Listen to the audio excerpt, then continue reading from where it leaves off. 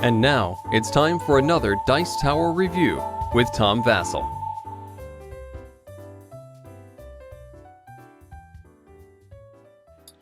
Never been a big fan of Clue.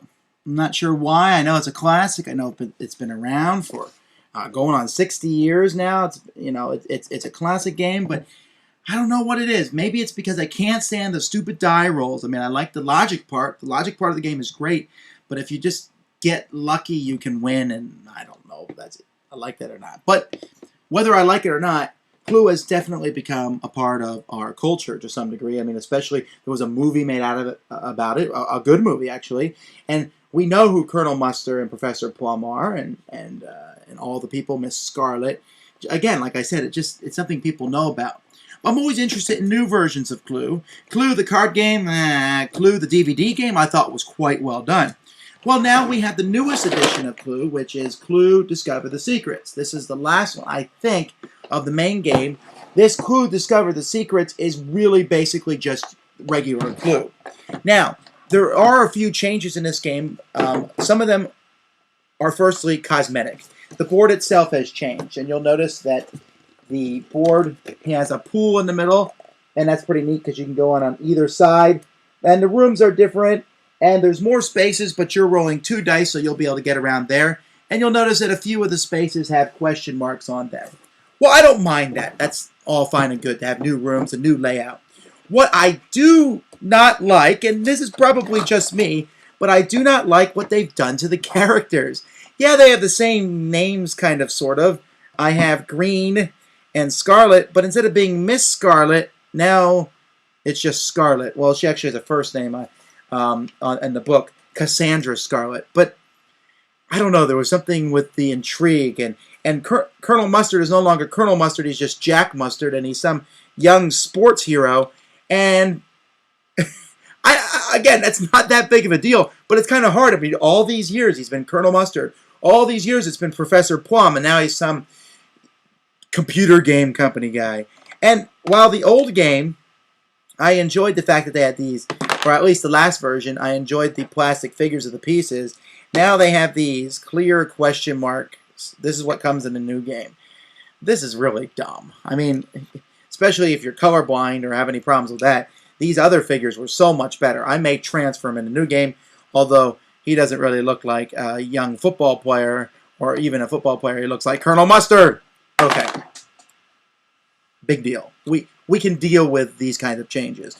If they're making it so that it's hip for the new generation. I mean, you can see that in the rule book itself. They're all young folk, and it's the hip generation type thing. The notepad itself, it looks like someone quick drew it up.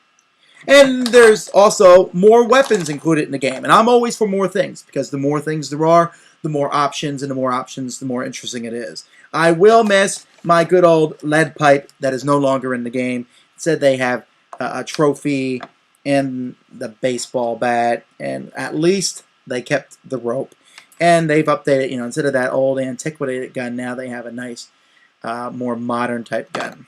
Again, I can live with these types of changes, but just so you know, they're there.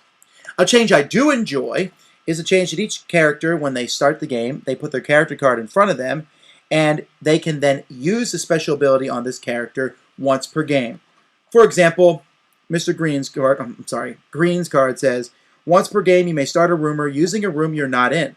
The suspect of the rumor is moved to the room you name. Well, it's not bad in that he can do that once per game. By the way, rumor is the new word for suggestion, as was used in the previous games.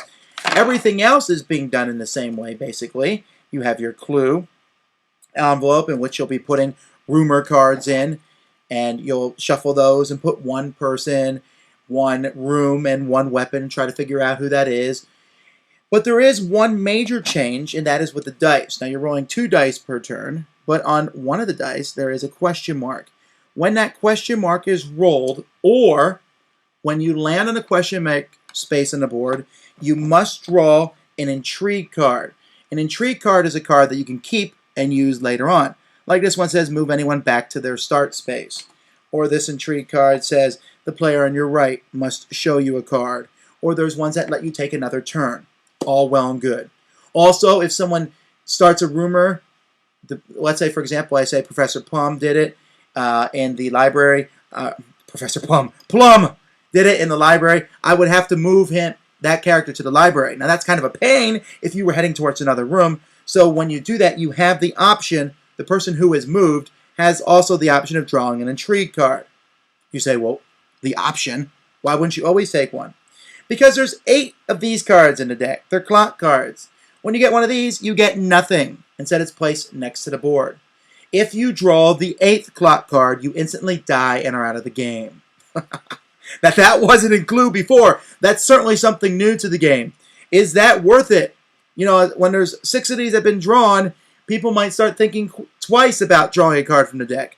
But I don't know. The fact that when you roll this on a die, you have to draw one anyway, means you're going to have to take some of these cards. So in all likelihood, in fact, in some of the games I played, people have died.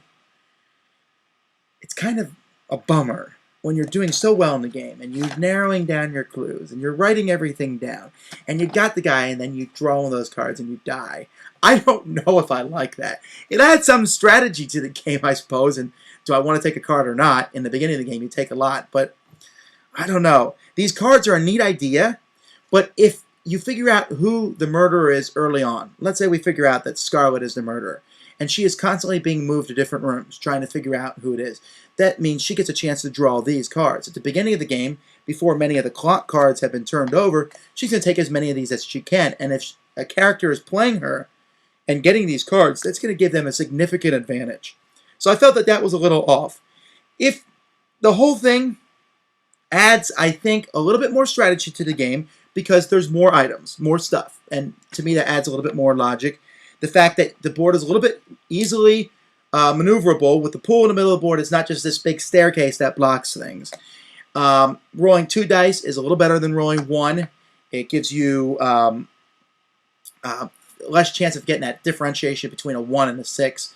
The average of rolling a 7, I think, is a little bit better. And the one-shot special powers, knowing when to use those, these are all good things. The new theming and some of the dumb component choices, I'm not too thrilled about those. But all in all, it's still, I guess, a good version of Clue. Has it made me like Clue? Well, not really. I'll still play it. But you know, the Clue DVD version that was introduced a year or so ago, or 2 years ago, I still think it's a superior version of Clue. I still think it's the best one. This one really doesn't compare that much. It's an interesting thing. It's some new ideas. I guess it's Clue for the 21st century, perhaps. But it's up to you. I mean, if you're looking for a good version of Clue, this might be a one to get. But if you really like Clue, wouldn't you rather have these pieces? I don't know. It's up to you. You want to be hip, or do you want to have the good stuff? Thanks for joining us today. For more written, audio, and video reviews, as well as the #1 board game podcast, check out the website at www.thedicetower.com. Until then, this is Eric Summerer, and you've been watching The Dice Tower.